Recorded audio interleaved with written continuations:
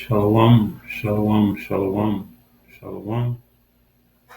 Brother Thawalai back again with another lesson, praying that it be edifying. As always, I want to give all praise, honor, and glory to Yahweh, Bahasham, Yahweh Shai, Bahasham, Rahakwadash. Double honors to my apostles, elders, bishops, men of great millstone. Peace and salutations to the house of David, the 144,000, the hopeful elect, the men, women, and children scattered throughout the four corners of the earth of the hopeful elect. To you I say shalom. Just a quick impromptu. And I hate using that word quick, but it is what it is. Whether it be quick or not is always up to the spirit. Um, So, as you can see, we have our disclaimer, and that means that we're going to profile a video. And, you know, this man is, he looks at things through the lens of uh, Muhammad and the Quran, and, you know, that particular so called deity that was given to them to worship. So, as the apostles and elders always say, you have to get the meat, spit out the bones. But I'm just going to air a segment. I'm not going to play the whole thing. So, nevertheless, we still have our copyright disclaimer up. This is not for any kind of financial or any other type of gain, just to bring the word forth and Lord willing to be edifying. So, with everything we have going on in the world today, we have the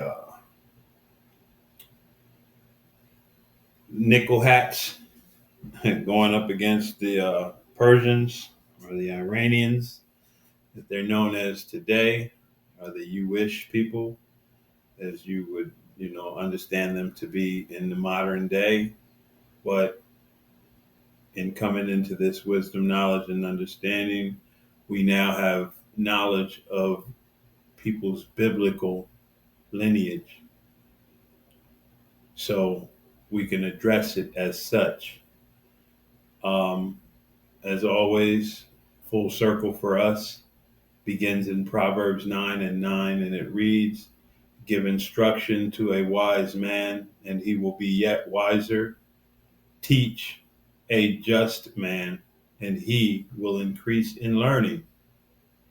The fear, the fear, the fear of Yahweh, Bahasham Yahweh Shai, is the beginning of wisdom, and the knowledge of the holy is understanding. And this word is what is holy. This word is what you need to be well versed in. And in order to be well versed, you would need a teacher. And you need a correct teacher, one who has the spirit, one who understands, one who has been endowed through Yahweh Bahasham Yahweh Shai to teach, you know. And the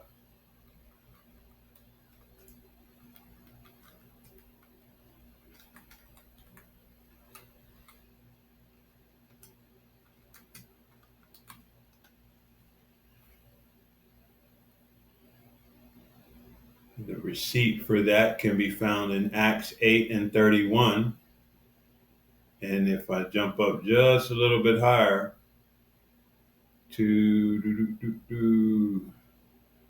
we'll go to 30. And this is for,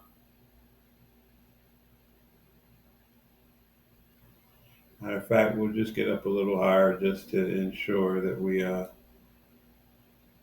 bring everything to bear.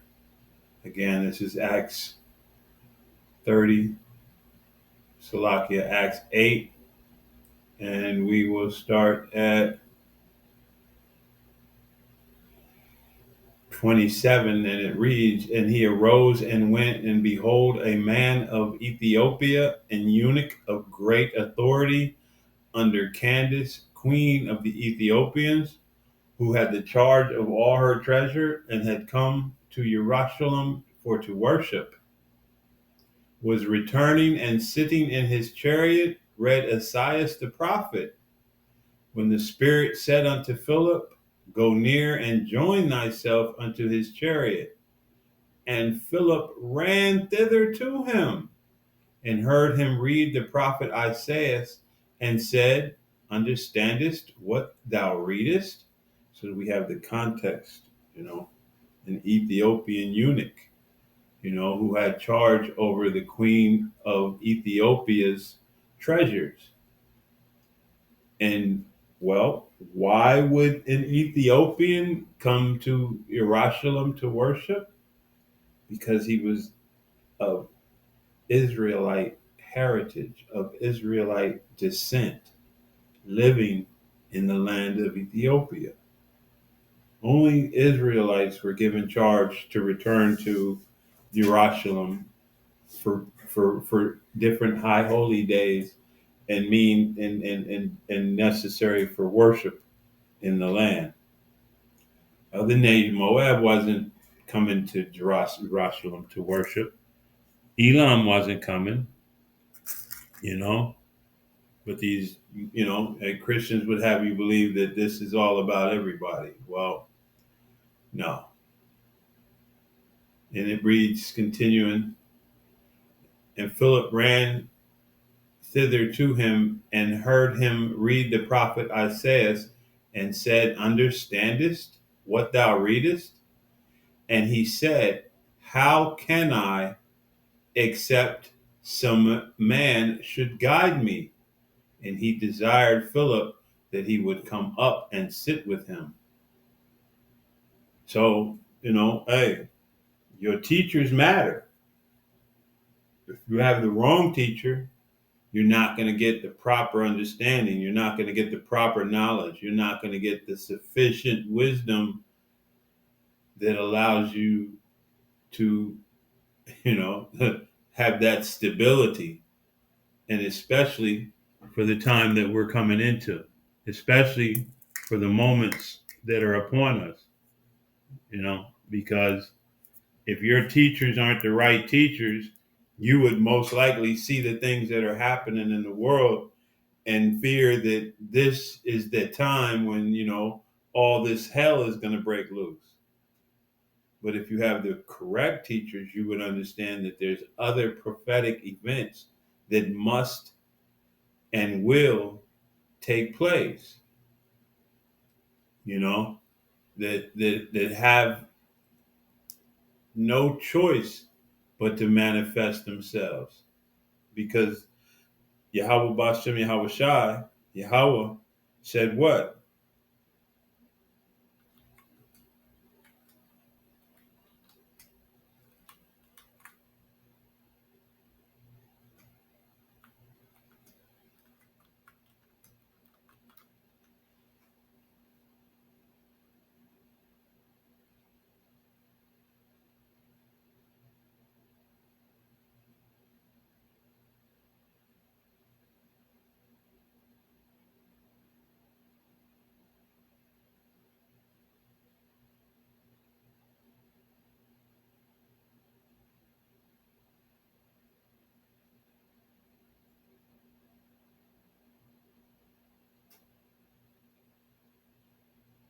See, things, hey, again, you have to have the correct teachers. If you don't, man, you're just asking for trouble. This is Psalms 138, beginning at 1, and it reads, A psalm of David. I will praise thee with my whole heart. Before the gods will I sing praises unto thee. For the judges. I will worship towards thy holy temple and praise thy name for thy loving kindness and for thy truth, for thou hast magnified thy word above all thy name. So, hey, there's things going to happen. There's prophecies that must and will take place. And this MOTB is one of those. This must and will transpire before Hamagadwan. Make no bones about it, the preparation for it is at hand. But this thing must take place. So without further ado, I'm going to just, They're going to see that their I'm project going is to not hit going this the way they. video real quick. And, I know we all recognize this man. He's, like I said, he looks through things through the lens of Ishmael and the power that he's been given to follow after. So when we listen, we take what he says with a grain of salt, you know, with the understanding that, he doesn't have the same outlook that we have. He doesn't have that same understanding that we have because we have, the scriptures for our God, and he has the Quran. Nevertheless, he's not completely ignorant on many things, and many things he has a clear understanding. And with that being said, let's just get right into this little segment here. I'm going to start at the 10-minute, 17-second mark and, a couple of scriptures, and then let's move forward. Planets, they'll leave anyway. But as soon as they see this is something you have to understand also. What the Jews have been very good at, whether you know, whether you accept or don't accept that they are Jews, because technically speaking, none of them are, barely any of them are actually Jews, ethnically or religiously. They're atheist, white Europeans. But they have the instinct for survival, which makes them adaptable, and they can see when the wind is going. So, if you didn't get that, I'm going to do it one more time. Whether you accept or don't accept that they are Jews, because technically speaking, none of them are, barely any of them are actually Jews, ethnically or religiously. They're atheist, white Europeans. The free. This is something you have to understand also. What the Jews have been very good at, whether you know, whether you accept or don't accept that they are Jews, because technically speaking, none of them are, barely any of them are actually Jews, ethnically or religiously. They're atheist, white Europeans. And this much, you know what I mean? Flawless. But we understand that they're ethnically Edomites of the tribe of Amalek, the chief house, of Esau.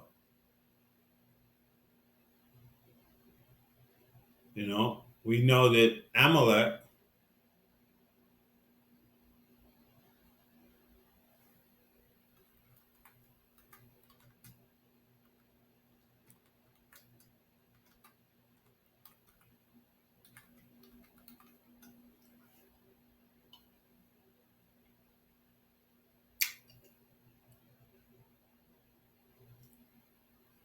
it says, and this just popped up, so I'm going to just read it.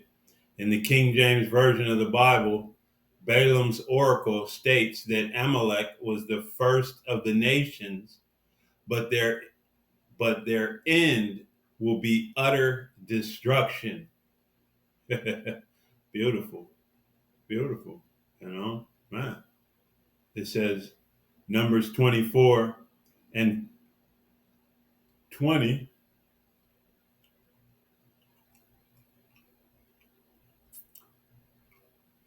And we'll start at 18.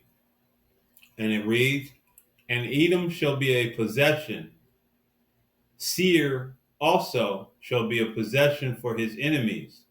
And Israel, Yasharallah, shall do valiantly. Out of Jacob, out of Yaqub, shall come he that shall have dominion and shall destroy him that remaineth of the city. And when he looked on Amalek, he took up this parable and said, Amalek was the first of the nations, but his latter end shall be that he perish forever. So we know no matter what this man does, that his end date is quickly coming upon him. You know, his demise is imminent. He has no future, no matter how much he twists and turns and tries to manipulate things and move in his cunning ways. He has no future. This is Zechariah 9, and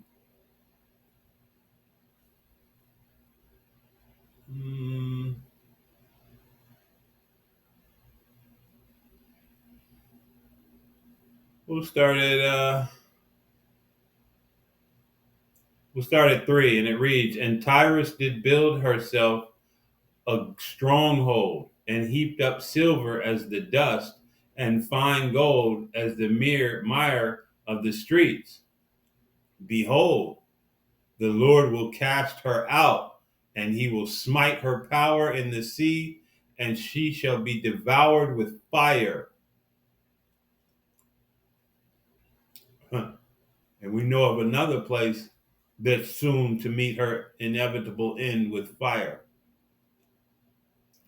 Ashkelon shall see it and fear. Gaza also shall see it and be very sorrowful. And Ekron, for her expectation, shall be ashamed. And the king shall perish from Gaza, and Ashkelon shall not be inhabited. And a bastard shall dwell in Ashdod, and I will cut off the pride of the Philistines. And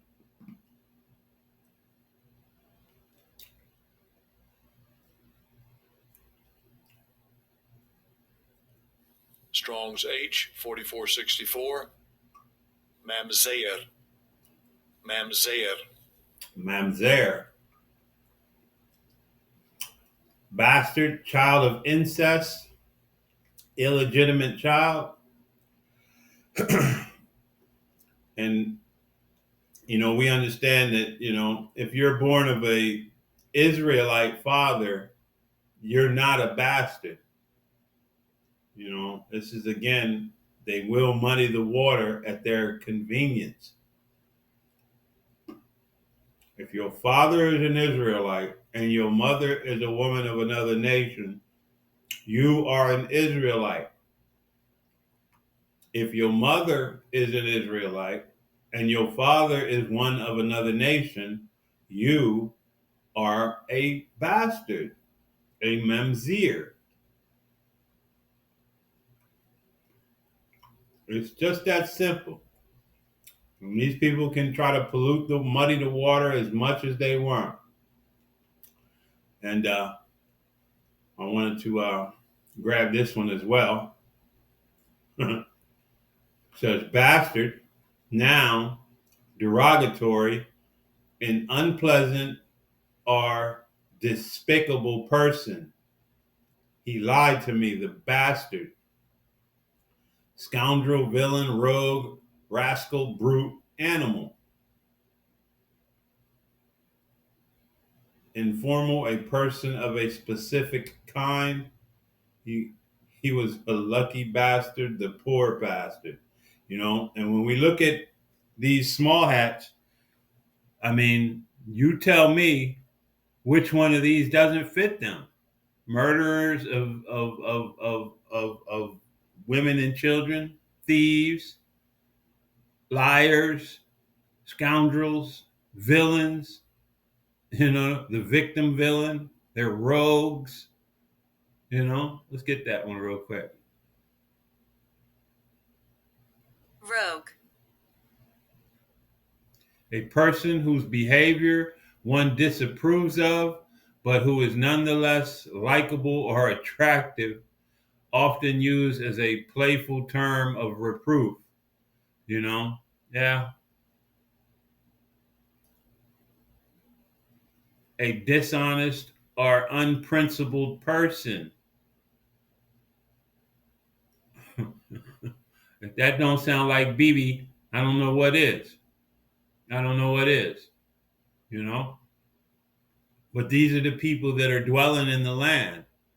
And we're going to also look this up so you understand. Ashdod is one of the five principal cities of the Philistines mentioned in the Bible. Located along the Mediterranean coast in modern day Israel, it is significant for several reasons. So we know Ashdod is populated by the small hats, by the Amalekites. And then you have Gaza right here and Ashkelon. So this whole area,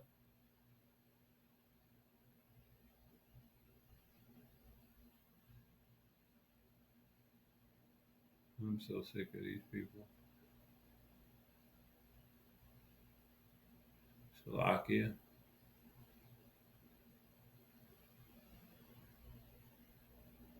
You know, this whole area right here is basically being overrun with Amalek, who has taken hold and taken everything from the people that were there existing prior to them being given the land by the Balfour Declaration, which was never written that we would inherit our land back through the British and through Lord Balfour. You know, that was never written that that's how we would come back into possession of our homeland. You know, it was also written that when we went home, we would dwell there in safety, in peace and safety. And we know the whole world knows that they have not dwelt in peace and safety.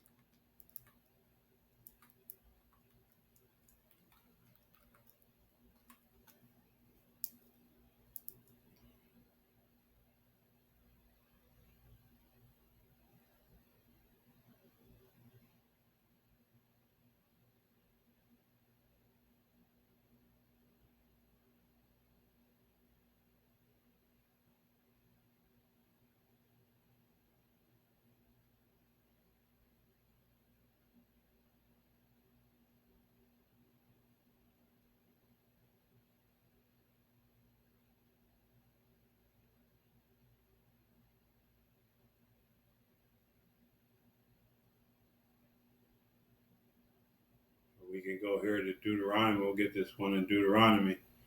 It says, Israel then shall dwell in safety alone. The fountain of Jacob shall be upon a land of corn and wine.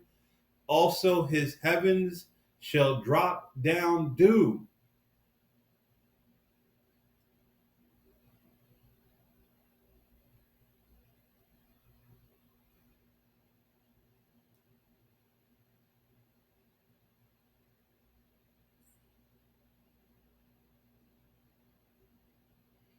New International Versions. My people will live in peaceful dwelling places, in secure homes, in undisturbed places of rest. And my people shall dwell in a peaceable habitation, and in sure dwellings, and in quiet resting places.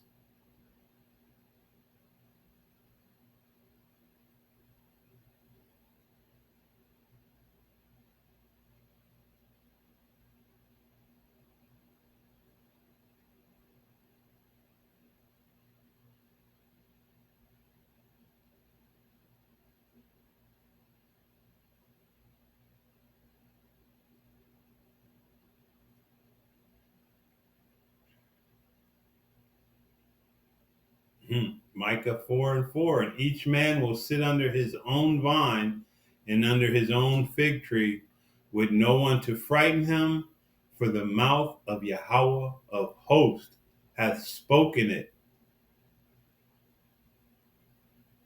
Zechariah 3:10, in that day declares Yahweh Bahashem Yahweh Shai of hosts, you will each invite your neighbor to sit under your own vine and fig tree. So essentially, these are other ways that we understand that, what I mean, the true house of Israel has not gone home. And that, it's basically imposters in the land. They're not the people of the Lord. They're imposters. And everything about it reflects that. And like this man said, they're actually Europeans. Why do you think Europeans fight so hard for them? And we understand that, certain things truly were set up by design in order to garner empathy or sympathy for these people in order for them to do what they're doing now. There was long-term planning, and certain of them had to suffer for their for their greater good, for them to be able to be in the position that they are now, for the world to have, this great empathy for them. Things had to happen to them, but they weren't biblical. They weren't according to the scriptures that would help identify them. This is why they don't fit any of the things that are in scriptures. The only thing they fit is that bastard dwelling in Ashdod. They fit other things. They parted the land, so on and so forth. But yeah, they're not fitting the things that were written of.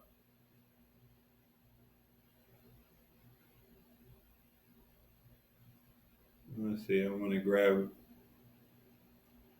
It says this is Joel 3:1, and it says, "For behold, in those days and in that time, when I shall bring again the captivity of Judah and Jerusalem, Yehoiada and Jerusalem." That's the northern and the southern kingdom, the southern and the northern.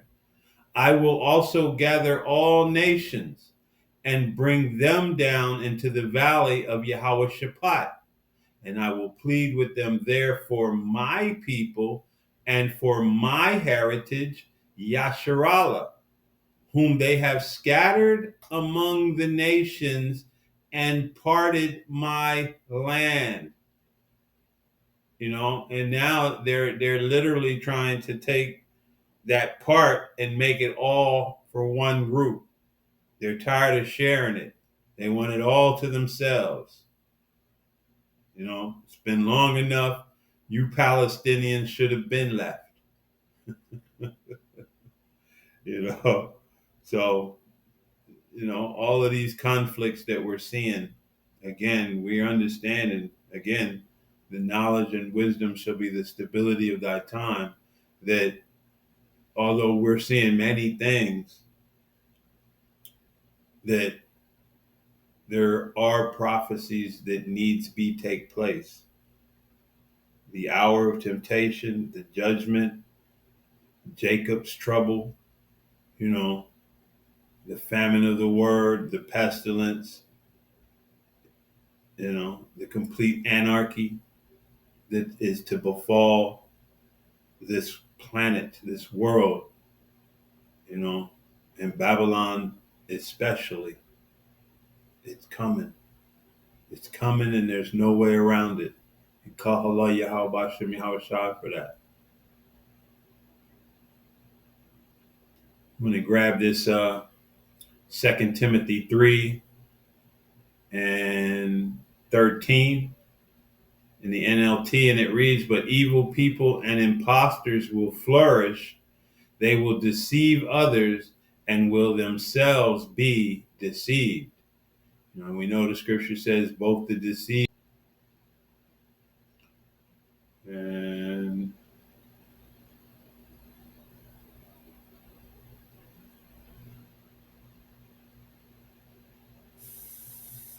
Strong's G 1114. Guys. Got ace.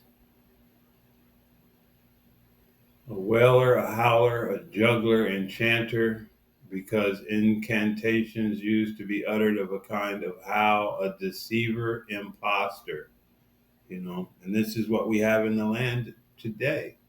Deceivers who lie at the drop of a dime, for them to lie to anyone outside, they'll lie to themselves too, but for lying to anyone else, it's not considered, what I mean, a sin or wicked.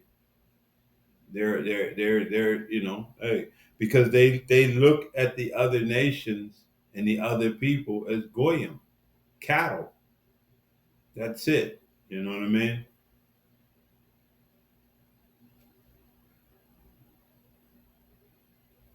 So it went a little bit longer than what I had anticipated, but as I say, always, the spirit will do what the spirit will do, and just these people are not the true nation of Israel, but for so long they have deceived and been deceived that many of them are really they truly do believe that they are that stock, you know and there are those of the stock of Jacob amongst them, because Jacob's waters run in many places, but as a whole they're not, what I mean, those the Israelites. You know what I mean? They don't fit the curses. They don't fit the prophecies. They don't fit. You know what I mean? They just don't. They don't cover the gambit of what the scripture says. So with that, I pray that you were edified. As always, full circle for us. We conclude our lesson in Ecclesiastes 12 and 13, and it reads, "Let us hear the conclusion of the whole matter. Fear the Most High and keep his commandments." You know, and we do this through the faith in Yahweh Shai. We keep his word, and it's a given. We do it to the best of our ability.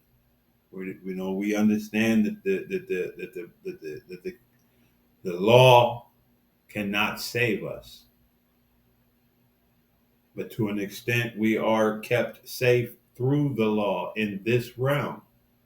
When we do the things that we're commanded to do, we're not putting ourselves under additional weight.